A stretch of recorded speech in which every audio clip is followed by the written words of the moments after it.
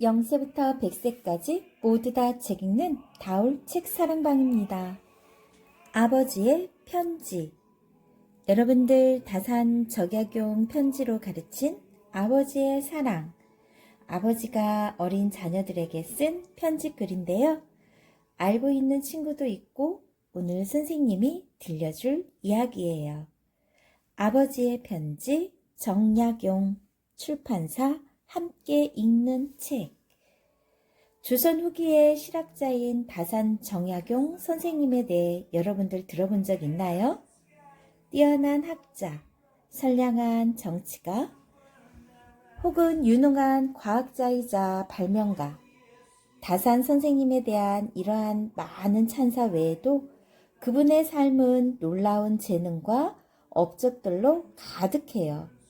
그래서 200년 전에 한 인물에 대해 다산 이전에 다산만한 사상가가 없었다고, 다산 이후에 다산만한 학자가 쉽사리 나타나기 어려운 것이다 라는 학자들의 평가가 있는 거래요.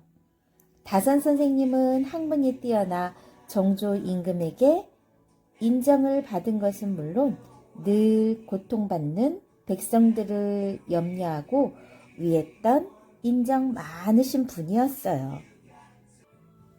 게다가 한강에 놓은 배다리, 수원 화성을 쌓을 때 거중기, 고안 등 과학기술 분야에도 유능한 분이셨죠.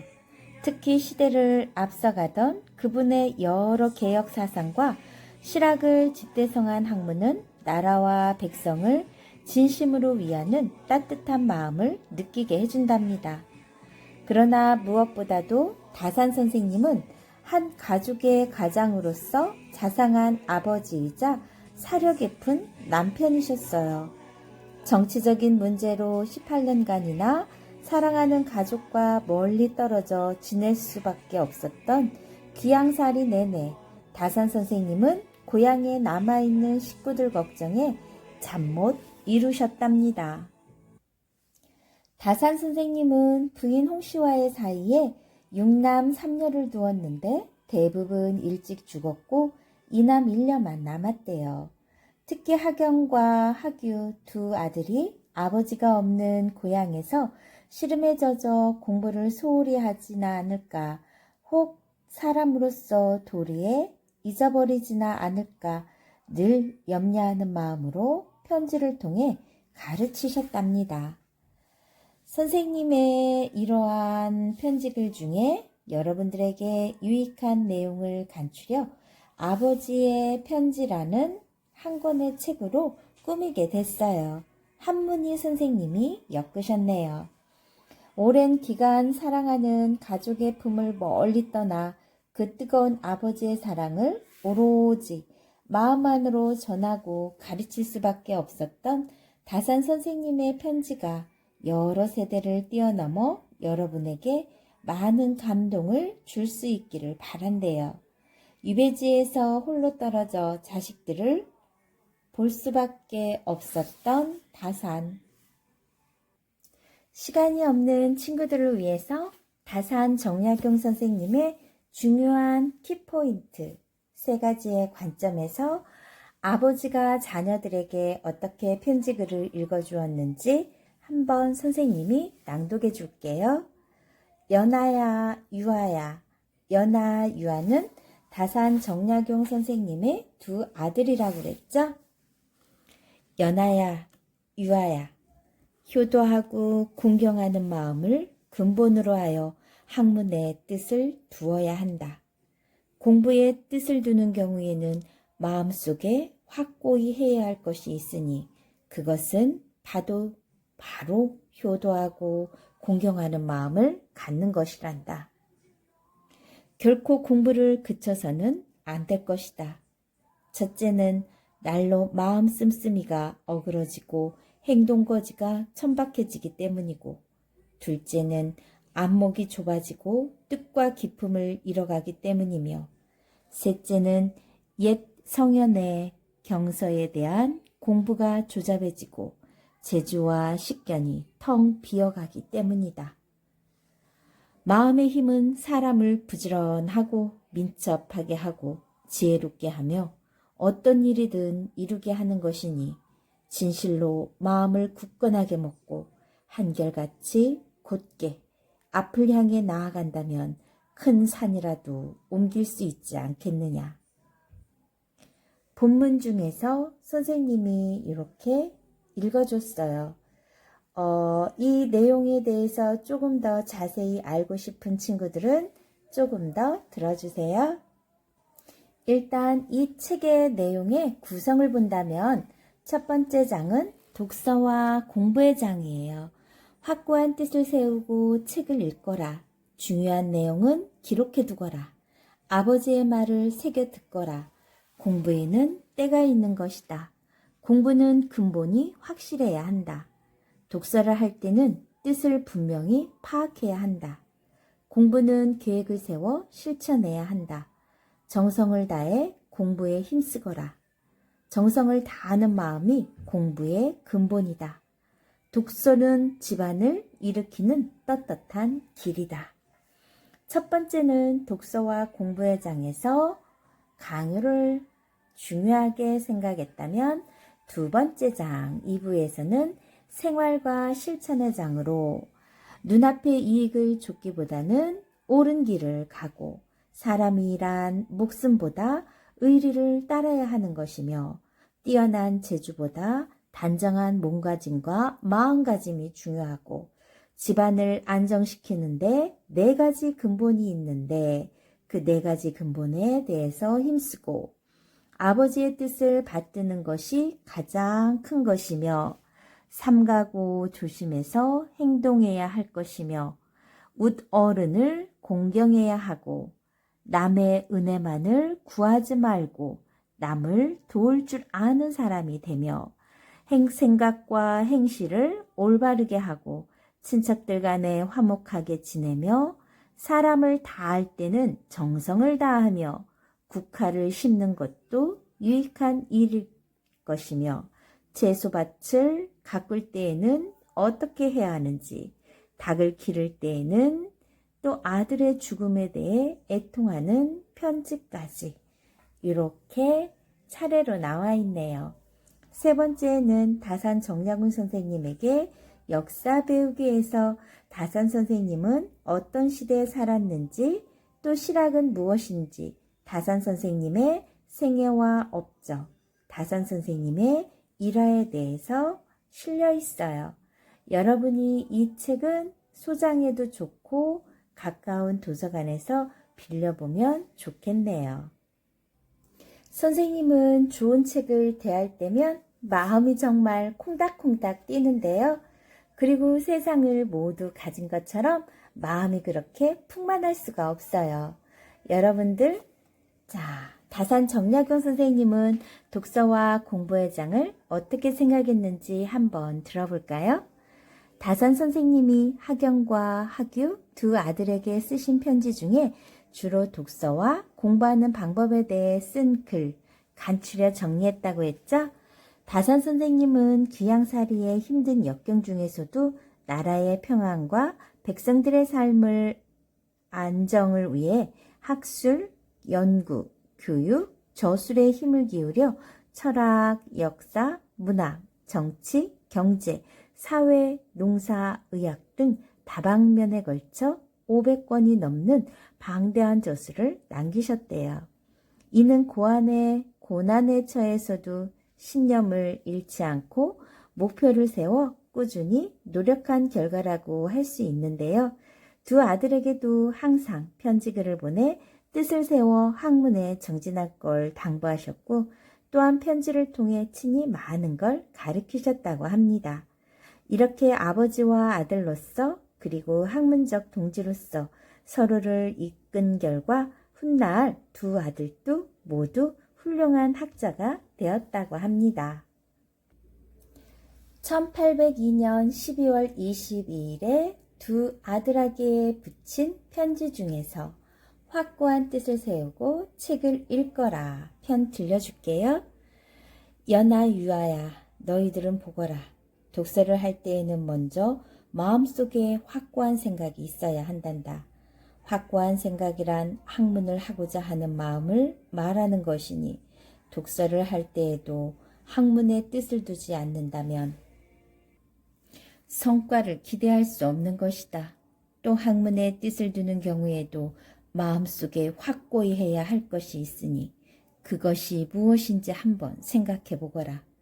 그것은 바로 효도하고 공경하는 마음을 갖는 것이란다.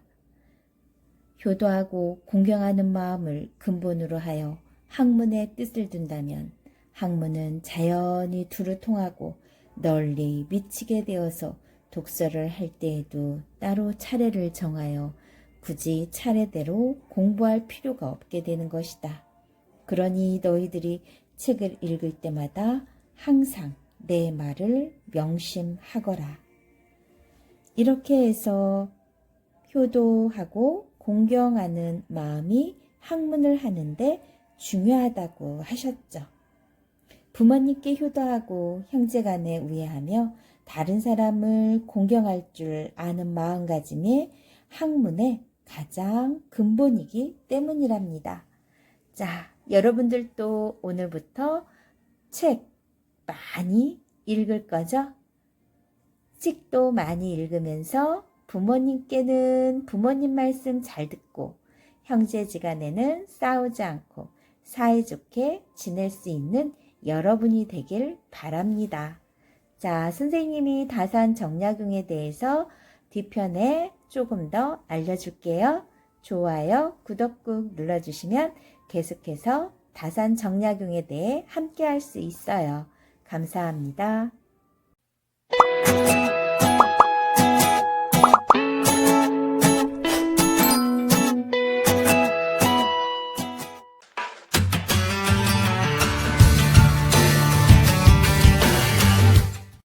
(0세부터 100세까지) 모두 다 책 읽는 다울 책 사랑방입니다. 아버지의 편지. 다산 정약용 편지로 가르친 아버지의 사랑을 느낄 수 있는 책이었죠. 한문이 엮음 함께 읽는 책 출판사. 지금 10년이 되었는데요. 공부는 계획을 세워 실천해야 한단다. 새해 계획을 세워볼 수 있는 기회가 될 수 있도록 선생님이 읽어줄 거고요. 두 번째는 생활과 실천의 장으로서 부모님께 효도하고 형제간에 우애로우며 어른들을 공경할 줄 아는 마음가짐과 이를 생활 속에서 실천하는 걸 가장 중요한 일로 생각한 부분에 대해 선생님이 이야기 들려줄게요. 오늘은 2021년 새해가 밝은 지 8일이나 지났어요. 여러분들은 새해 계획 어떻게 많이 세우셨나요? 학생들인 여러분들에게 있어서는 새해 어떻게 보내야 좋을지 생각해 볼 수 있는 시간. 공부는 계획을 세워 실천해야 한단다. 다산 정약용 선생님이 새해 첫날을 맞이해 두 아들에게 쓴 편지 일부분 들려줄게요. 1803년 새해 첫날에 두 아들에게 붙인 편지 중에서 다시 새해가 되었구나. 너희들은 새해를 어떻게 맞이하느냐?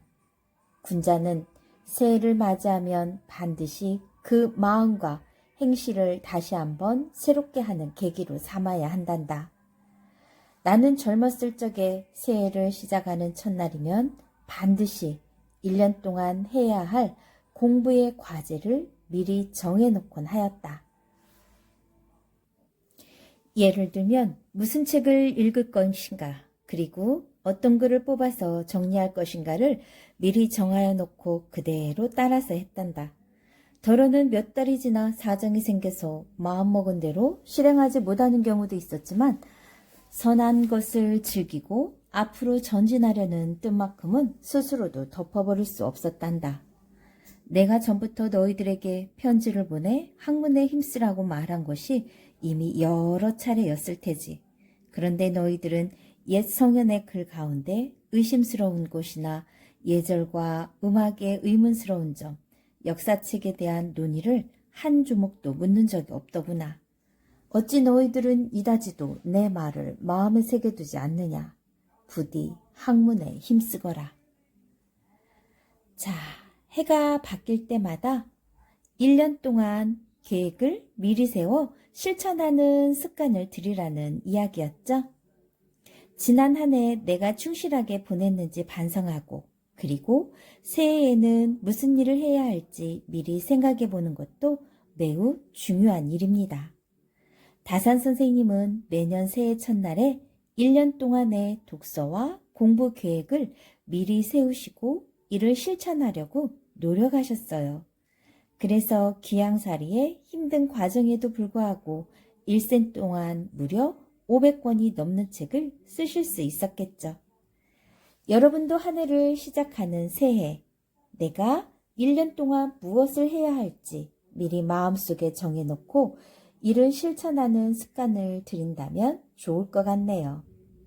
1년, 한 달, 하루, 한 주, 하루의 일도 이렇게 하는 습관을 들인다면 어느새 달라진 여러분의 모습을 발견하게 될 겁니다. 옛날 중국 공자의 말씀에 배우고 때때로 그것을 익히면 또한 기쁘지 아니하랴 라고 하여 배우고 깨닫는 즐거움을 말하고 있는데요. 공부는 이처럼 귀찮고 힘든 것이 아니라 즐겁고 기쁜 것이랍니다. 그래서 평생교육이라는 말도 나와 있는 거죠. 다산 정약용 선생님이 남을 도울 줄 아는 사람이 되거라 편 들려드릴게요. 너희들이 남에게 도움받기를 바라기 전에 내 말을 한번 생각해 보거라. 너희들이 여러 일가부치 가운데 며칠째 밥을 짓지 못하는 사람에게 곡식을 주어 구제해 준 적이 있었느냐? 눈 속에 얼어서 쓰러진 사람에게 뗄나무 한 묶음이라도 나누어 주어 따뜻하게 해준 적이 있었느냐? 병이 들어 약을 복용해야 할 사람에게 약간의 돈이라도 내어서 약을 처방해 주어 일어나게 한 적이 있었느냐? 늙고 가난한 사람을 때때로 찾아뵙고 절하여 무릎을 꿇고 마주 앉아 공손하게 공경을 드린 적이 있었느냐? 근심거리가 있는 사람에게 걱정스러운 안색과 놀라운 눈으로 기꺼이 그들과 함께 근심 걱정의 고통을 나누어 잘 대처할 방도를 의논해 본 적이 있었느냐? 이러한 몇 가지 일도 너희들이 할 수 없었을 텐데 또 어찌하여 여러 일가부치들이 여기에서 일가부치는 친척들을 말하느니라. 너희들의 급박한 사정에 놀라고 급급하게 응하여 너희들의 어려움을 도우러 달려오기를 바랄 수 있겠느냐? 내가 남에게 베풀지 않았으면서도 남이 먼저 나에게 베풀어 주기를 바라는 것은 너희들의 오만한 뿌리가 아직도 제거되지 않았기 때문이다. 앞으로는 유념해서 평소 일이 없는 날에도 공경하고 화목하며 근신하고 성의를 다하여 여러 일가부치의 마음에 들도록 힘써야 할 것이요. 절대로 마음속에 보답을 바라는 싹을 남겨두지 말아야 할 것이다. 오늘 이후로는 너희들에게 근심거리가 있는데도 저들이 도와주지 않는다 하더라도 너희들은 마음속에 절대로 한을 품지 말고 한결같이 곧바로 용서해 주거라. 그래서 저 사람이 때마침 다급한 일이 생겼기 때문이요. 그렇지 않다면 힘이 미치지 못하기 때문일 것이다. 라고 생각해야 하는 것이다. 절대로 나는 일찍이 이러저러한 일을 해주었는데 저 사람은 이렇게 저렇게 하는구나 라고 경솔하게 말하지 말거라. 이러한 말을 하는 순간 그 한마디 말로 인해 그동안 쌓아놓은 착한 행동이 하루아침에 바람 속의 재처럼 날아가 버리고 말 것이다. 남의 도움을 받기보다는 먼저 남에게 도움을 줄 수 있는 사람이 되어야 한다는 말씀이네요.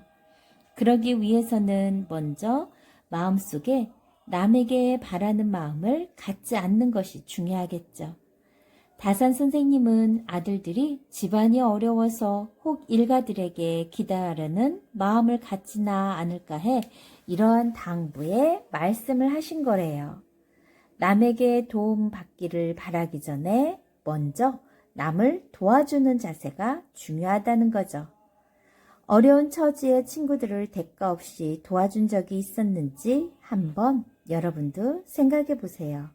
그렇다면 여러분 자신이 어려운 처지에 처할 때 남들도 여러분 편이 되어줄 거예요. 하지만 친구의 보답을 바라고 도움을 준다면 여러분이 친구를 도왔던 공로는 다 없어진다는 말씀이랍니다. 친구를 도울 일이 있으면 마음을 다해 정성껏 도와야지 그것을 핑계로 내가 도와주었으니까 저 사람도 나에게 보답할 것이라는 생각은 버리라는 당부의 말씀이죠. 왜 그럴까요? 보답을 바라고 남에게 도움을 주는 것은 거짓된 도움이기 때문입니다. 진정으로 마음에서 우러나와 남과 함께 도울 수 있는 방법, 다른 사람과 도움을 통해서 서로가 기쁨을 줄 수 있는 여러분이 되기를 기원합니다. 자, 여러분, 새해 여러분이 이루고 싶은 거, 계획 꼭 적어보시고요. 그리고 올해는 나, 너, 우리 주변에 있는 다양한 사람들과 서로 나누는 해가 되기를 바래요. 좋아요, 구독 꾹 눌러주시면 계속해서 선생님과 재미난 책 갖고 함께 할 수 있어요. 감사합니다. 0세부터 100세까지 모두 다 책 읽는 다울 책 사랑방입니다. 아버지의 편지. 다산 정약용 선생님이 편지로 가득 친 아버지의 사랑. 선생님이 예시로 들어주었었는데 어떻게 잘 들었나요? 잘 듣지 못한 친구는 아버지의 편지 검색해서 한번 들어보세요. 다산 선생님이나 우리 부모님이나 우리 친구들이 건강하고 공부도 열심히 해서 자기 자신만 아니라 남들을 생각하고 도와주는 올바른 사람이 되기를 바라는 마음은 똑같을 거예요. 자, 이런 이야기가 있어요. 노래, 지희. 이 말은 70세 된 할아버지가 어린이에 옷을 입고 재롱을 떨어 그 부모님을 기쁘게 해드렸다는 옛 이야기에서 나온 말이에요.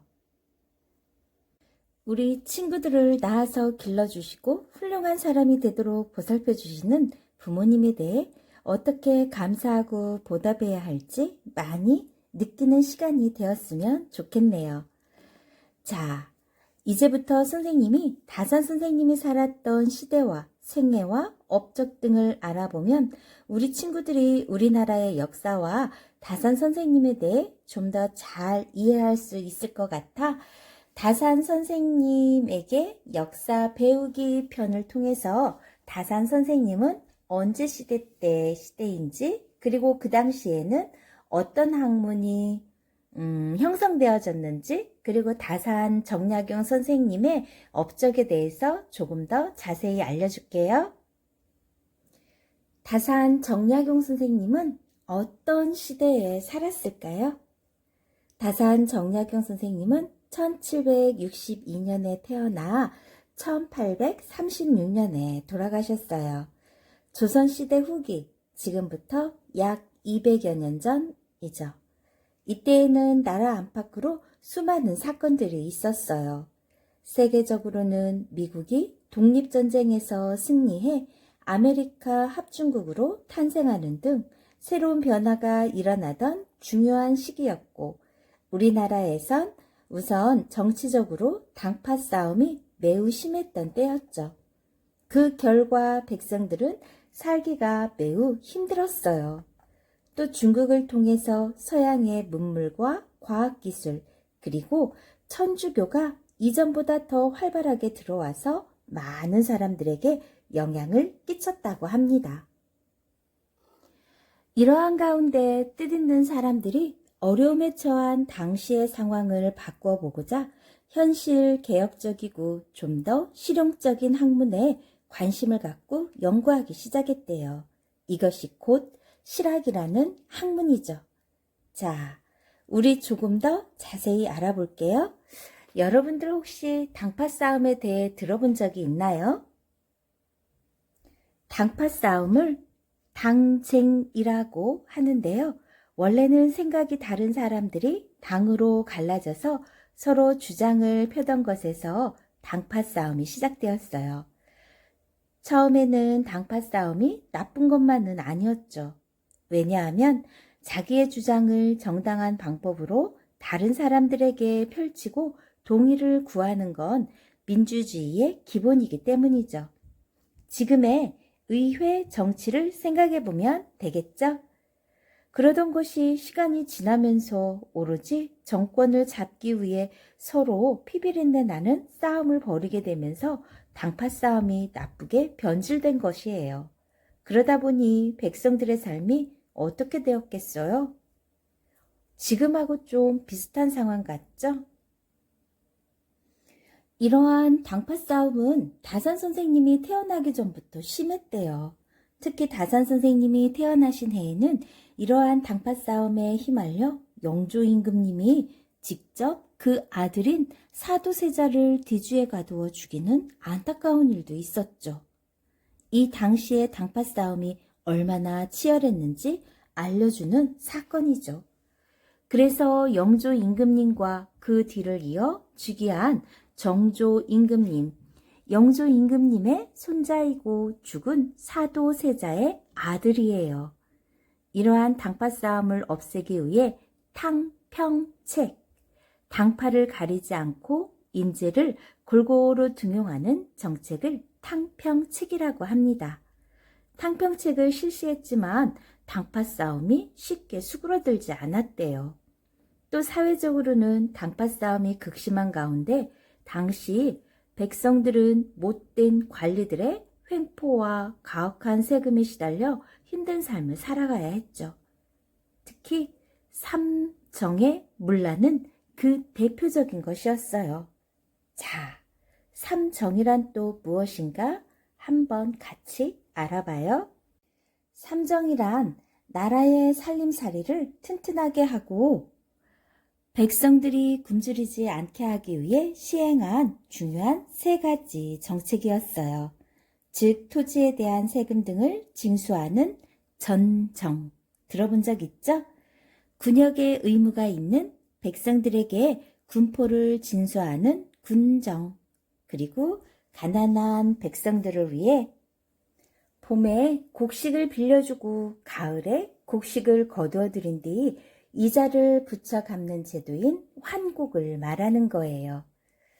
이러한 제도들이 제대로 시행되지 못한 탓에 백성들에게 무거운 세금을 거둬들이는가 하면 탐관오리들은 죽은 사람이나 갓난아기에게도 군포를 징수하는 등 백성들을 끝없이 괴롭혔죠. 이러한 가운데 두 가지 중요한 변화가 일어나고 있었어요. 하나는 중국을 통해 들어오던 서양의 문물과 과학기술 그리고 천주교가 더욱더 활발하게 우리나라에 들어와 널리 퍼지기 시작한 것이고, 또 하나는 많은 사람들이 실학을 연구하게 된 것이죠. 당시 중국을 통해 들어온 서양 학문을 서학이라고 하는데, 이 서학은 실학을 연구하는 학자들에게 많은 영향을 끼쳤다고 합니다. 그래서 실학자들 가운데 이를 적극적으로 받아들이고자 노력한 사람들을 따로 북학파라고 부르기도 한답니다.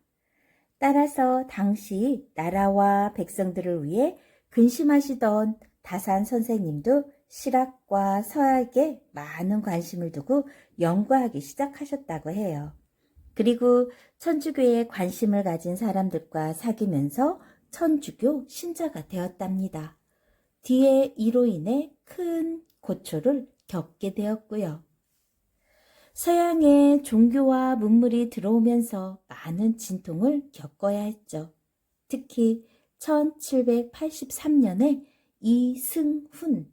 이승훈이 중국 베이징에 가서 우리나라 사람으로는 최초로 세례를 받고 천주교 신자가 되어 돌아온 뒤에는 신자들이 많이 늘어나자 정부에서 이를 반대하던 사람들이 탄압을 가하기 시작했어요.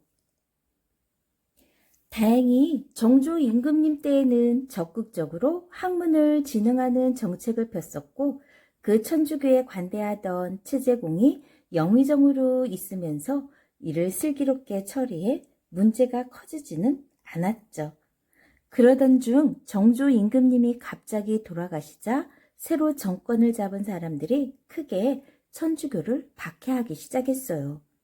그래서 천주교를 믿는 사람들을 붙잡아 들이기 시작했는데 이때 다산 선생님도 붙잡혀서 전라도 강진 땅에서 18년 동안이나 힘든 귀양살이를 치러야 했답니다. 자, 이제 이해되었나요? 다산 선생님이 어떻게 천주교 종교를 믿었기 때문에 귀양살이를 하게 되었다는 거. 그리고 다시 정조 임금님의 뒤를 이어 어린 순조 임금님이 즉위하자 권력을 잡은 힘있는 집안이 정치를 멋대로 하게 되었는데 이걸 세도 정치라 불렀어요. 그래서 관리들이 백성들을 못살게 굴어서 백성들은 더욱 살기가 힘들어졌죠. 여러분들도 잘 알고 있는 홍경래의 난을 비롯한 밀란이 줄을 잇게 된 것도 이러한 이유 때문이에요. 자, 선생님이 다음 시간엔 다산 선생님이 연구하신 실학에 대해 좀 더 자세히 알려줄게요.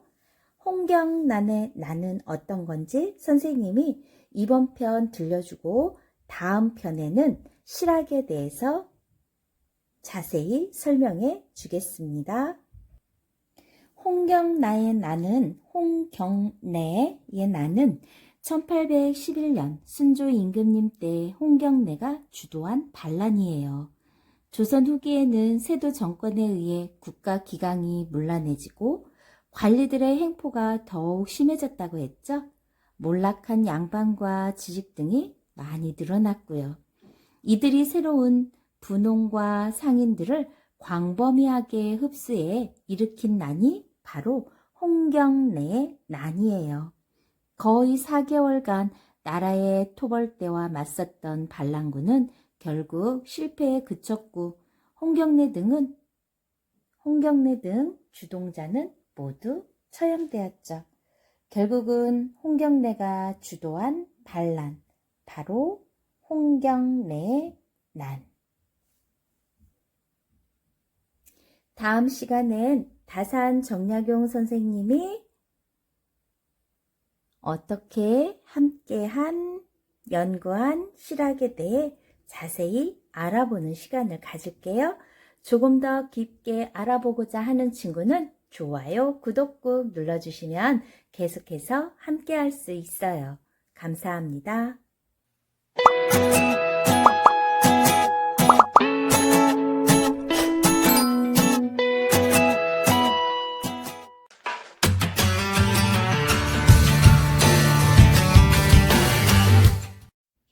(0세부터 100세까지) 모두 다 책 읽는 다올 책 사랑방입니다. 다산 정약용이 들려주는 아들에 대한 사랑, 아버지의 편지, 그리고 여러 방면에 의해서 뛰어난 업적들을 그동안에 알아보았었는데요. 오늘은 실학에 대해서 들려드릴게요. 실학이 무엇일까요? 그리고 실학은 왜 생겨났을까요? 선생님이랑 같이 함께해요. 실학은 왜 생겨났나? 조선에는 임진왜란 1592년도죠. 병자호란의 큰 전쟁을 치르느라 나라의 힘이 많이 기울어졌고 끼니를 제대로 이어가기 어려울 정도로 가난한 사람들이 많아졌어요. 또 당파 싸움이 극심해 사회는 혼란에 빠졌죠. 이렇게 되자 당시의 유화, 즉 성리학에 대한 반성과 현실 사회의 어려움을 해결하고자 하는 노력들이 나타났는데 이것을 실학이라고 하였답니다. 자, 그러면 실학은 어떤 학문일까요? 실사구시 학문이 있어요. 사실에서 뜻을 구하는 학문이라고 하죠. 경세치용 학문이 있는데 세상을 바로 잡을 수 있는 학문. 이용후생 학문은 실생활에 활용할 수 있는 학문이에요. 즉, 실학은 백성들의 생활에 적용할 수 있는 실용적 학문이자 당시 양반 사회의 잘못된 점을 개혁하려는 학문이었어요.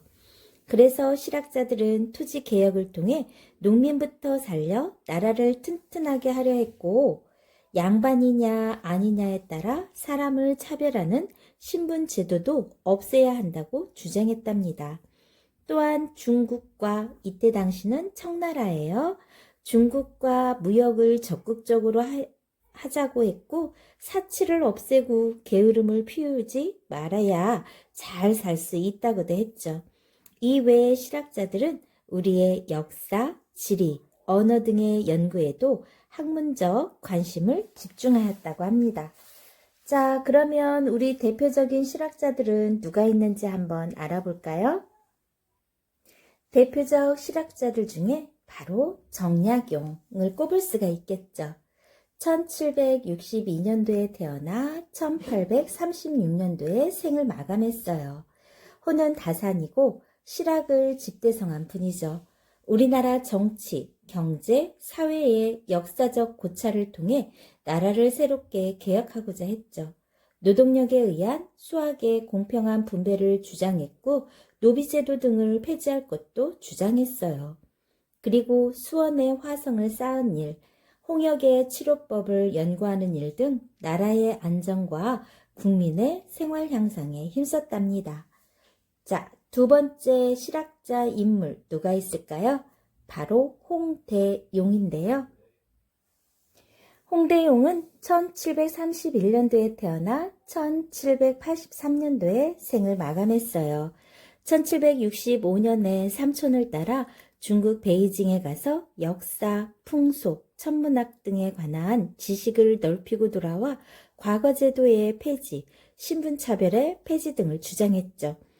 특히 과학 분야에 뛰어났는데요. 지구가 하루에 한 번 돈다는 지구 회전설을 주장한 것으로 유명한 분이랍니다. 호는 담원이고 지은 책으로는 담헌서가 있답니다. 홍대용 기억하세요.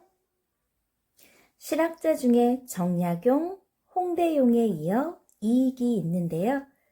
노비제도, 과거제도, 양반제도, 사치와 게으름 등이 농촌 피폐의 원인이라고 주장해 사회개혁에 힘쓴 분입니다. 다산 선생님도 이분이 지으신 책을 읽고 실학을 본격적으로 연구하기로 마음먹고 마침내 실학을 집대성하는 큰 업적을 쌓으신 거죠. 호는 성호이고 성호사설이 유명하답니다. 이 기억하세요? 자, 네 번째 인물 박지원. 나라가 부강하고자 한다면 청나라가 오랑캐라는 캐캐묵은 생각에 매달리지 말고 그들의 우수한 문물을 인정해 과감히 우리나라에 도입하고자 했죠. 이러한 분들을 특히 북학파라고 불렀어요. 호는 연암이고 중국 연경을 다녀와 쓴 일기의 형식으로 기행문, 열하일기와 양반들의 위선을 풍자한 양반전 등을 지었답니다. 열하일기, 또 양반들의 위선을 풍자한 양반전, 누구냐고요? 바로 박지원이죠. 열하일기도 기억하세요? 선생님이 열하일기에 대해서도 설명해 줄 거예요. 다산 정약용 선생님 편지로 인해 실학자들에 대해서도 알아보고 또 다산 정약용 선생님의 생애와 업적에 대해서도 선생님이 또 간략하게 설명해 줄게요. 다산 정약용 선생님은 조선 후기 실학자라고 했죠. 평생에 걸쳐 목민심서, 흠음신서, 경세유표 등 모두 500여 권에 이르는 방대한 저수를 남겨 실학을 집대성한 분이에요. 어떻게 생겼는지 우리 초상화 한번 볼까요? 선생님의 추상입니다. 한번 보세요. 어떻게 생겼나요? 위험 있게 생겼죠. 다산 선생님은 조선 영조 38년 1762년 경기도 광주 땅에서 태어나셨어요. 헌종 2년 1836년 75세 되던 해에 2월에 고향 땅에서 돌아가셨죠. 아버지는 목사라는 벼슬을 지내신 정재원이고 어머니는 해남 윤씨랍니다. 다산 선생님의 어머니는 유명한 고산 윤선도와 공제 윤두서의 후손인데 이런 인연으로 뒷날 다산 선생님이 해남에서 가까운 강진 땅에서 귀향살이 할 때 외가인 해남 윤씨 일가의 도움을 많이 받았다고 합니다. 그림에 보이는 건 다산 선생님의 생가예요. 다산 선생님이 태어나신 곳으로 경기도 광주군 초부면 마현리, 현재 경기도 남양주시 조안면 능내리에 있다고 합니다. 원래 태어나신 곳이 수몰돼 지금 이 자리에 옮겨서 복원된 것이라고 하네요. 다산 선생님은 28살 때 과거의 급제에서 벼슬살이를 시작하셨대요. 이때부터 백성을 사랑하는 마음과 뛰어난 학문으로 정조 임금님에게 인정을 받아 정부의 중요한 벼슬을 두루 거치셨죠. 특히 다산 선생님은 33살 때 경기도 암행어사로 나가게 되었는데요. 이때 도탄에 빠진 백성들의 실상과 지방 관리들의 비리, 가혹한 정치를 직접 눈으로 보고 큰 충격을 받았다고 합니다. 그래서 백성들에게 해를 끼치는 관리들의 죄를 밝혀내고 처벌하는 일에 힘을 기울이게 되셨다고 해요. 이 일로 인해 다산 선생님을 미워하는 사람들이 생겨났지만 다산 선생님은 이를 두려워하지 않고 과감하게 백성을 위한 개혁 정치를 실천하셨다고 합니다. 자, 예를 들면 어떤 게 있는지 한번 알아볼게요. 예를 들면 백성이 가장 고통을 겪었던 환곡, 군역의 부담을 줄여주고 백성들의 억울함을 듣고 풀어주었고 형벌을 공정하게 시행하려고 관리들의 기강을 바로잡는 일에 큰 공을 세웠어요. 한편 다산 선생님은 기술 관료로서도 뛰어난 분이셨죠. 자, 또 어떤 일이 있는지 한번 볼게요. 한강에 배달이 놓은 일, 그리고 수원 화성을 쌓을 때 무거운 돌을 쉽게 올릴 수 있는 거중기를 고안해 비용을 줄이고 공사 기간을 단축시킨 일. 다산 선생님이 학자로서 뿐만 아니라 건축, 토목, 실용적인 분야에도 뛰어난 분이셨음을 말해주고 있는 거죠. 그러나 불행하게도 다산 선생님은 40살 되던 해 순조 1년 1801년에 서교, 곧 천주교를 믿었다는 제목으로 체포되어요.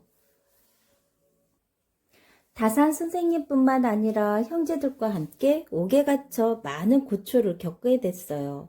이때 셋째 형인 정약종은 옥중에서 돌아가셨고 둘째 형인 정약전은 다산 선생님과 함께 경상도 장기연에 유배되었답니다.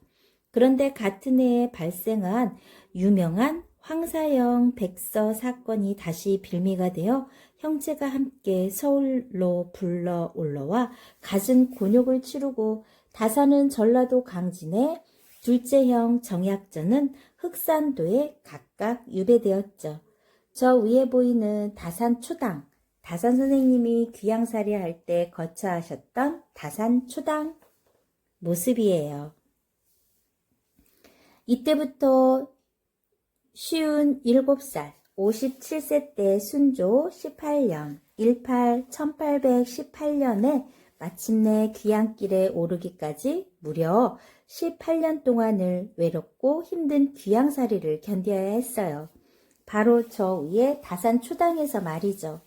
다산 정약용 선생님은 고향인 경기도 광주 땅 마연에 돌아와 벼슬에 대한 미련을 끊어버리고 오로지 학문 연구와 저술, 교육에 힘쓰면서 조용히 전원 생활을 즐기시다가 이곳에서 75살 일기로 돌아가셨다고 합니다.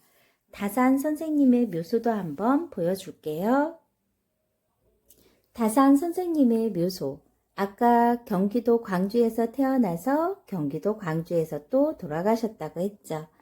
자, 다산 정약용 선생님이 또 어떤 일을 남겼는지 앞에서 조금 선생님이 들려줬었는데요. 더 자세하게 듣고 싶은 친구는 계속해서 들어주세요. 다산 정약용 선생님이 남기신 일, 아까 한강에 놓은 배다리 이야기 들려줄게요. 한강에 놓은 배다리 이야기는 또 유명한데요. 다산 선생님이 과거에 급제한 때에 정조 임금님이 수원에 행차하느라 한강에 배다리를 놓도록 했어요. 다산 선생님은 그 배다리 놓는 법을 설계했죠. 당시에 정조 임금님은 억울하게 돌아가신 아버지 사도세자의 무덤을 수원으로 옮겨 새롭게 단장하고 어머니 해경궁 홍씨를 모시고 능행길에 오르는데 많은 군사들이 한꺼번에 한강을 건너는 일이 수월한 일은 아니었을 거예요. 그래서 다산 선생님이 배다리 설계안을 만들어 그대로 한강에 이렇게 배다리가 놓여졌답니다. 자, 배다리. 다산 선생님이 설계해 한강에 설치했던 다리로서 60여 척의 배를 띄워 그 위에 임시로 다리를 가설한 것이에요. 이 그림은 정조 임금 어머니인 해경궁 홍씨를 모시고 수원 행궁에 들렀다가 한강에 배다리를 건너 돌아오는 장면을 그린 거죠. 호암미술관에 소장되어 있다고 합니다. 시간 되는 친구들은 가서 보고 오면 더 마음에 많이 남겠네요. 조선의 앞선 기술을 알 수 있는 좋은 자료, 배다리 감상했다면 두 번째, 세계문화유산 수원 화성을 빼놓을 수 없겠죠. 1794년에 정조 임금님의 명으로 수원에 성곽을 쌓았는데 이것이 유네스코에 의해 세계문화유산으로 등록된 화성이랍니다. 이 성을 쌓을 때 정조 임금님이 다산 선생님에게 성을 쌓는데 참고가 될 만한 책을 규장각 도서에서 친히 찾아서 내려주며 그 설계안을 지어 바칠 것을 명했어요. 수원 화성의 모습인데요. 다산 선생님이 직접 설계에 참여해 성을 쌓은 성으로 오늘날 유네스코 세계문화유산으로 등록되었죠. 당시 조선의 뛰어난 축성술과 토목기술을 보여주는 문화유산으로 유명하죠. 다산 정약용, 정말 대단한 인물이죠. 지금 보이는 모습 그림은 화성 성역 의궤에 실린 거중기 전도예요. 다산 선생님은 화성을 쌓을 때 여러 가지 기기를 발명해 사용케 함으로써 많은 효과를 거두었는데 그 중에서도 무거운 물건을 옮겨 나르는 거중기는 공사 기간을 단축하고 비용을 줄이는데 큰 기여를 했대요. 이에 다산 선생님은 여러 자료를 바탕으로 독창적인 설계안을 만들어 바쳤고 그 중에는 성을 쌓을 때 무거운 돌을 나르는 요긴한 거중기까지 설계했다고 한 거죠. 자, 거중기에 대한 설명 선생님이 2번 이야기해 줬어요. 이 기구 덕분에 성도 쉽게 쌓을 수 있었고 비용도 4만냥이나 절약할 수 있다고 합니다. 지금 수원 화성을 보면 당시 조선의 토목기술이 얼마나 뛰어났는지 알 수 있는 거죠. 화성 성역 의궤, 쌤이 한번 또 보여줄게요. 지금 보이는 그림이 화성 성역 의궤인데요. 나라에 큰 행사가 있을 때는 그 내용을 자세히 기록해서 책제로 가능하는데 이것을 의궤라고 했어요. 화성 성역 의궤란 이처럼 화성을 쌓을 때 전 과정을 자세히 책자로 기록한 일종의 종합 보고서라고 할 수 있죠. 자, 정약용 하면은 수원, 화성, 또 정약용 하면 실학, 또 정약용 하면 무엇이 떠오를까요? 맞아요. 많은 책을 저술했죠. 무려 500권이나요. 다산 선생님은 평생을 통해 500여 권에 이르는 방대한 분량의 저술을 남기셨어요. 그리고 그 분야도 사상, 정치, 경제, 사회, 지리, 천문역법, 의학, 언어학 등 다방면에 걸친 것이었고, 이러한 다산 선생님의 저술을 한데 모아 간행한 것이 여유당 전서입니다. 여유당 전서 기억하세요? 왼쪽에 보이는 그림, 다산 선생님의 저술을 한데 모아 후대에 편찬된 여유당 전서에 실려있는 경세 6표 부분이라고 합니다. 다산 선생님의 저술 가운데 대표적인 건 경세 6표, 목민심서, 흠음신서인데요. 이를 1표 2서라고도 부른답니다. 각각 정치 제도의 개혁, 지방간의 올바른 도리, 형법 제도 등을 다룬 것인데 나라를 튼튼하게 하고 백성들을 편안하게 하기 위한 큰 개혁의 밑그림이었던 셈이죠.